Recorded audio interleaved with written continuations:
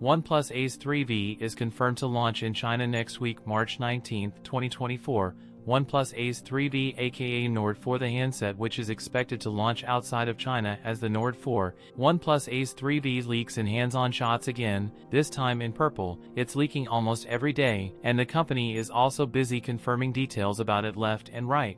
It will be the first phone to launch with Qualcomm's upcoming Snapdragon 7 Plus Gen 3 chip. OnePlus claims it offers 15% improvement in CPU performance, 50% boost in GPU performance, and 20% improvement in power saving. Now a OnePlus PJF 110 has been spotted in the Geekbench online database, having run Geekbench 6. It managed a 1,848 single-core score and a 5,007 multi-core score. It is expected to get up to 16 GB of RAM and ship with Android 14. The OnePlus Ace 3V will get a 6.7-inch screen, a 1.5K resolution display with a 120Hz refresh rate, with an optical fingerprint sensor with dual stereo speaker. On the rear, it is said to feature a 50-megapixel primary sensor and an 8-megapixel sensor. It could get a 16-megapixel front camera. It's powered by 500 mAh battery with support for 100W Super VOOC charging.